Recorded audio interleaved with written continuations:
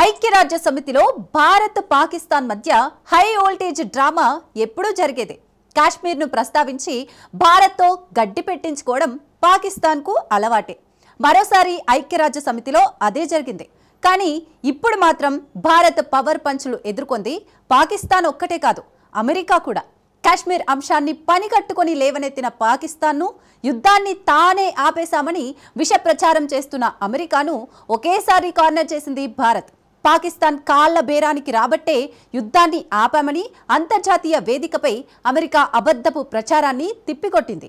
ఇంతకు ఐక్యరాజ్య సమితిలో జరిగిన హై వోల్టేజ్ డ్రామా ఏంటి? పాక్ అమెరికా విష ప్రచారానికి భారత్ ఎలా బదిలిచ్చింది? Let's watch.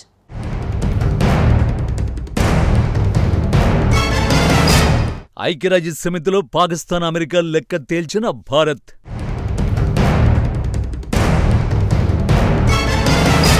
కాల్పుల విరమణపై అమెరికా దుష్ప్రచారానికి ఇండియా చెక్.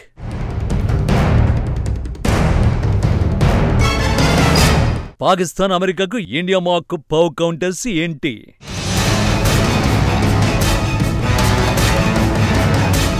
ఐక్యరాజ్య సమితిలో భారత్ పాకిస్తాన్ మధ్య మాటల యుద్ధం కొత్తేం కాదు, ఎప్పుడూ జరిగేదే. తనకు ఏమాత్రం సంబంధం లేని కశ్మీర్పై కనింగ్ కామెంట్స్ చేయడం, దానికి మన దేశ ప్రతినిధి కౌంటర్ ఇవ్వడం ఇప్పటి వరకు కొన్ని వందల సార్లు జరుగుంటుంది. కానీ ఈసారి మాత్రం కాస్త డిఫరెంట్. ఎందుకంటే సీన్లోకి అగ్రరాజ్యం అమెరికా వచ్చింది.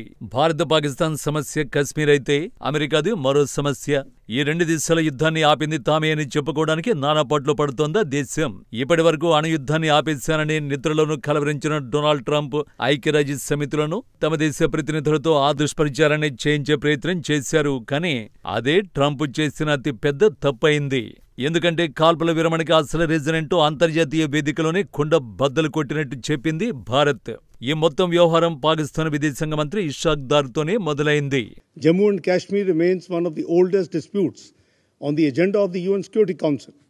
It is an internationally recognized disputed territory, the final disposition of which is to be made in accordance with the relevant UN Security Council resolutions and the wishes of the Kashmiri people.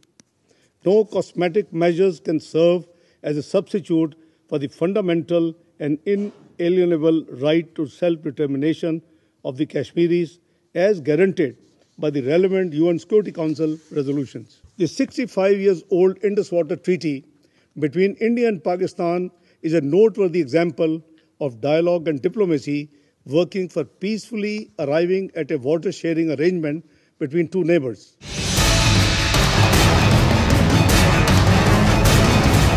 ఐక్యరాజ్య సమితిలో కశ్మీర్ను touch చేయకుండా పాకిస్తాన్ ప్రతినిధుల బృందం ఉండదు. Pakistan foreign minister Ishaq Dar చేసింది కూడా అదే. జమ్మూ కశ్మీర్ వివాదాస్పద భూభాగం అన్న విషయం ప్రపంచం మొత్తానికి తెలుసన్నాడు. అక్కడితో ఆగలేదు. ఈసారి ఇండస్ వాటర్ ట్రీటీ నిలిపివేత నిర్ణయాన్ని లేవనెత్తాడు. 6 దశాబ్దాల ఒప్పందాన్ని భారత్ ఏకపక్షంగా నిలిపేసిందని గగ్గోలు పెట్టాడు. నిజమేంటంటే ఈ రెండు విషయాల్లో పాకిస్తాన్ ఎన్నిసార్లు మొత్తుకున్నా ఒరిగేదేమీ ఉండదు.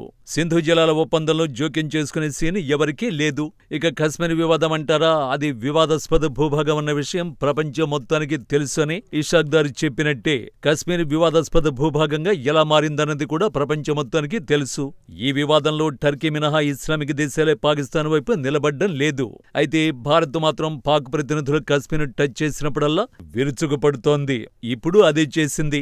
The Indian subcontinent offers a stark contrast in terms of progress, prosperity and development models.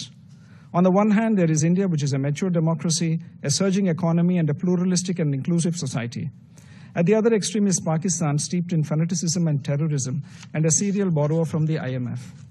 As we debate promoting international peace and security, it is essential to recognize that there are some fundamental principles which need to be universally respected.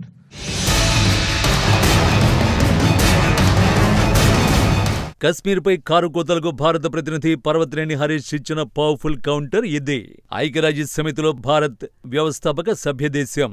బాధ్యతాయుతంగా వ్యవహరిస్తూ సభ్యదేశాలతో కలిసి ప్రపంచ శాంతి శ్రేయస్సు కోసం నిర్మాణాత్మకంగా పనిచేస్తోంది. భారత్ పరిణతి చెందిన ప్రజాస్వామ్య దేశం. సమగ్ర భద్రతా స్థిరత్వంతో బలమైన ఆర్థిక వ్యవస్థ దిశగా దూసుకువెళ్తోంది. అదే పాకిస్తాన్ మాత్రం ఉగ్రవాదం, ఉన్మాదంలో కూరుకుపోయింది. IMF వంటి అంతర్జాతీయ సంస్థల నుంచి అప్పులు తీసుకోవడంలో పాక్ బిజీగా ఉందని ఎద్దేవా చేశారు. ఉగ్రవాదం ఏ రూపంలో ఉన్నా దాన్ని ఎన్నటికీ సహించకూడదు అనేది ప్రపంచవ్యాప్తంగా ఉన్న ప్రాథమిక విధానమని భారత్ గుర్తు చేసిందన్నారు. దాన్ని ఎల్లప్పుడూ గుర్తించి గౌరవించాలని పాకిస్తాన్కు చురకలంటించారు. అంతర్జాతీయ సమాజానికి ఆమోదయోగ్యం కాని పద్ధతులు పాటిస్తున్న ఇస్లామాబాద్ ధర్మోపదేశాలు చేయడం ఏమాత్రం తగదని దుయ్యబట్టారు. దెబ్బకు పాకిస్తాన్ విదేశాంగ మంత్రి సైలెంట్ అయిపోయారు. కట్ చేస్తే సీన్లోకి అమెరికా వచ్చింది. ట్రంప్ పాడిన పాత పాటను ట్యూన్ కూడా మార్చకుండా అందుకుంది. Continues to work with parties to disputes wherever possible to find peaceful solutions. In the past 3 months alone, we have seen U.S. leadership deliver de-escalations between Israel and Iran, between the Democratic Republic of Congo and Rwanda, and between India and Pakistan.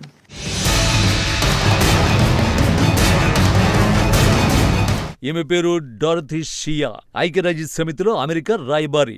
ఇషాక్దార్ Kashmir అంశాన్ని లేవనెత్తి భారత్తో చివాట్లు తిన్న సమయంలోనే సీన్లోకి వచ్చారు. గడిచిన 3 నెలల్లో Israel, Iran, Congo, Rwanda యుద్ధాలను అమెరికా ఆపేసిందని, ఇండియా పాక్ యుద్ధాన్ని ముగించింది ట్రంప్ అని చెప్పుకొచ్చారు. సరిగ్గా ఇదే సమయంలో ట్రంప్ సైతం మళ్లీ అదే మాట చెప్పి కవ్వించాడు. జపాన్తో వాణిజ్య ఒప్పందం జరిగిందని చెబుతూ భారత్ పాక్ కాల్పుల విరమణ అంశాన్ని ప్రస్తావించాడు. తానే అణుయుద్ధాన్ని ఆపానని, ఒకవేళ ఈ ఉద్రిక్తతలు తీవ్రమైతే 2 దేశాలతో వాణిజ్యాన్ని నిలిపేస్తామని హెచ్చరించినట్టు చెప్పాడు. అంతేకాదు భారత్ 5 యుద్ధ విమానాలు కోల్పోయిందని మరోసారి రెచ్చగొట్టే వ్యాఖ్యలు చేశాడు. Today, Japan and the Philippines, we just did the Philippines today also, a good deal. We have stopped wars between India and Pakistan, the Democratic Republic of the Congo and Rwanda. That was going on for 30 years. And by the way, India-Pakistan was probably going to end up in a nuclear war if they kept, they shut down 5 planes in the last attack. And it was back and forth, back and forth, back and forth. And I called them and I said, listen, no more trade. If you do this, you're not going to be good. But they're both powerful nuclear nations, and that would have happened, and who knows where that would have ended up. And I stopped it.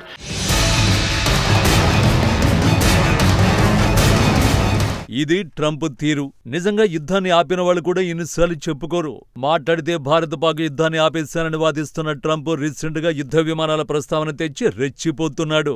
Bharat 5 fighter జెట్లు కోల్పోయిందని అవసరం లేకపోయినా ప్రస్తావిస్తున్నాడు. ఇదంతా plan ప్రకారమే జరుగుతున్నట్టు కనిపిస్తోంది. అందుకే ఐక్యరాజ్య సమితిలోనే ఈ ప్రచారానికి ఫుల్ స్టాప్ పెట్టే ప్రయత్నం చేశారు Parvathaneni Harish. And based on the Council statement of 25th April, where members of the Security Council underlined the need to hold perpetrators, organizers, financiers, and sponsors of this reprehensible act of terrorism accountable and bring them to justice, India launched Operation Sindoor, targeting terrorist camps in Pakistan and Pakistan-occupied Jammu and Kashmir, which was focused, measured, and non-escalatory in nature. On achieving its primary objectives, a cessation of military activities was directly concluded at the request of Pakistan. Pakistan పీఓకేలోని ఉగ్ర శిబిరాలను లక్ష్యంగా చేసుకుని Bharat operation సింధూర్ని చేపట్టింది. మా ప్రాథమిక లక్ష్యాలను చేరుకున్న తర్వాత పాక్ అభ్యర్థన మేరకే కాల్పుల విరమణ ఒప్పందాన్ని అంగీకరించాం. ఇదే విషయాన్ని అమెరికాకు ఇప్పటికే స్పష్టంగా చెప్పాం. ఇందులో ఎవరి మధ్యవర్తిత్వం లేదు. ఇది భారత ప్రతినిధి ఇచ్చిన క్లారిటీ. అయినప్పటికీ ఈ విషయంలో అమెరికా డొనాల్డ్ ట్రంప్ వెనక్కి తగ్గుతారన్న గ్యారంటీ లేదు. ఎందుకంటే ట్రంప్ నోబెల్ పీస్ ప్రైజ్ కోసం తాపత్రయపడుతున్నాడు. భారత్, పాకిస్తాన్ వంటి న్యూక్లియర్ పవర్ కంట్రీస్ మధ్య యుద్ధాన్ని తానే ఆపేశానని మళ్లీ చెప్పుకోవడం ద్వారా దానికి దగ్గరవ్వాలనుకుంటున్నాడు. కాబట్టి ఈ దుష్ప్రచారాన్ని ఆపకపోవచ్చు. అయితే ఇక్కడ ప్రధాని మోడీ పైన విమర్శలొస్తున్నాయి. ట్రంప్ అంతగా రెచ్చిపోతున్నప్పుడు పాకిస్తాన్తో యుద్ధం ముగింపు విషయంలో ఎవరి పాత్ర లేదని స్టేట్మెంట్ ఎందుకు ఇవ్వడం లేదన్న ప్రశ్నలు పెరుగుతున్నాయి. ప్రస్తుత లోక్సభ సమావేశాల్లో ప్రధాని నోరు విప్పుతారేమో చూడాలి.